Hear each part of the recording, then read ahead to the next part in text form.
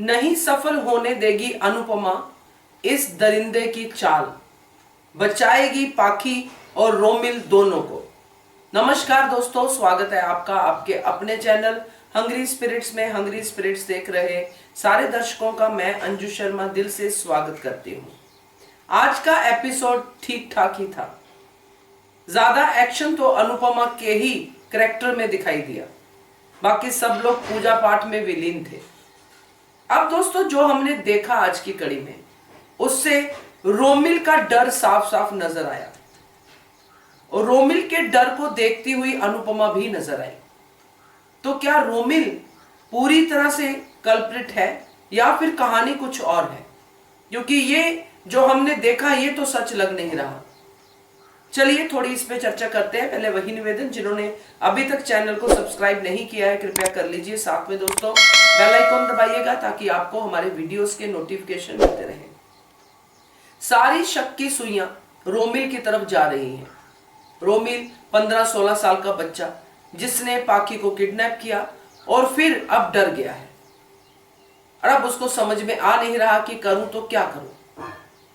तो रोमिल ने क्या वाकई ये किया है? अधिक मेहता क्या वाकई में इसमें इन्वॉल्व नहीं है? तो ये सब चीजें खुलेंगी दोस्तों आने वाले एपिसोड्स में। मगर कहानी जिस तरह हम सोच पा रहे हैं, जिस मोड़ पे जाने की गुंजाइश है, उसकी जरूर चर्चा करना बनता है। रोमिल ने अभी तक जो भी कुछ किया है उसमें उसने किसी और का नुकसान नहीं किया है। उसके ऊपर इतना बड़ा चोरी का इल्जाम लगा, अनुपमा को पता था कि चोरी रोमिल ने नहीं की है, फिर भी सबके सामने अनुपमा ने यह बात नहीं कही। रोमिल के अंदर पहले ही ढेरों नफरत है क्योंकि उसका बचपन ही ऐसे बीता है। अपने पिता के प्रति भी उसको प्यार नहीं है और पिता भी इस बात को कह रहा है कि अधिक मेहता को मैंने अपनी आंखों के सामने बड़े होते हुए देखा है, वो ऐसा नहीं कर सकता। जबकि रोमिल अधिक मेहता की सच्चाई जानता है कि ये किसी भी लेवल पर गिर सकता है पैसे के लिए। तो रोमिल को लेना है अधिक से बदला और अधिक से बदला लेने के लिए उसने पाखी को किडनैप किया या पाखी को बहलाया फुसलाया, अपने साथ ले गया या जैसे भी किया वो तो रोमिल बताएगा। मगर पहल रोमिल ने की और ऐसी उम्र में बच्चे ऐसी गलती कर जाते हैं। उनको लगता है कि मैं बदला लूंगा और फिर मैं पाखी को वापस ले आऊंगा और बात खत्म हो जाएगी, मेरा नाम भी नहीं आएगा। मगर यहीं पे दोस्तों अधिक ने कहानी में ट्विस्ट लाके खड़ा कर दिया। अब रोमिल ने देखा पुलिस आने वाली है, घर पे सारा कुछ बिगड़ गया है, तो मैं जल्दी से जाता हूं और पाखी को छोड़ देता हूं, या जो भी पाखी को अब पता चलेगा क्या है, बट पाखी को रिहा कर दूंगा। इसलिए वो भागा भागा गया कि पुलिस आने से पहले पाखी घर वापस आ जाए। मगर वहां पे क्या हम देखते हैं कि पाखी तो है ही नहीं, पाखी का बैग पड़ा है और अनुपमा रोमिल का पीछा करते करते वहां चली गई है। अब जिस तरह हमने देखा है, जो कमिंग अप में दिखाया गया है कि रोमिल रो रहा है, उसको पूरी तरह से वो डरा हुआ है, शक्ल से पता चल रहा है कि रोमिल ने कुछ ऐसा कर दिया है कि जो नहीं करना चाहिए था। तो ऐसे टाइम पे बच्चे नॉर्मली चुप हो जाते हैं। ऐसे केसेस आपने भी अपने घरों में देखे होंगे कि जब कोई बच्चे बड़ी गलती कर देते हैं और उनसे संभाली नहीं जाती है तो बच्चे एकदम से डर जाते हैं और डर उनकी शक्ल पे होता है। और यही डर रोमिल की शक्ल पे था। अब अनुपमा काफी एक्सपीरियंस्ड है, बच्चे बड़े किए हैं और अपने क्या बाहर के बच्चे भी बड़े किए हैं अनुपमा ने, तो उसको सब पता चल जाता है। तो यहां पे अनुपमा एक चीज तो समझ गई कि पाखी के गायब होने के पीछे रोमिल की इन्वॉल्वमेंट है। इसलिए उसने रोमिल को कन्फ्रंट किया और बोला कि बता मेरी बेटी कहां है, क्योंकि पर्स वहीं पे पड़ा हुआ है।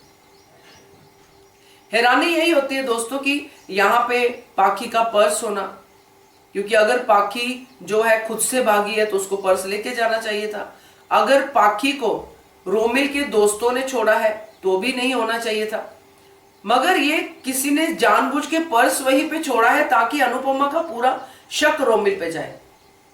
क्योंकि अगर पर्स नहीं होता तो रोमिल झूठ बोल देता फिर से कि मुझे क्या पता पाखी कहां पे है। जब पर्स है तो अनुपमा को यह पता है कि पाखी यहीं पे थी, इसलिए पाखी के बारे में अनुपमा रोमिल से पूछ रही है।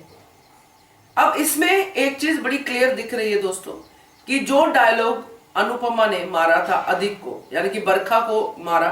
बरखा ने ट्रस्ट की बात की कि अनुपमा अब तो तुम्हें अधिक पे ट्रस्ट है, तो उसने कहा नहीं मुझे ट्रस्ट नहीं है।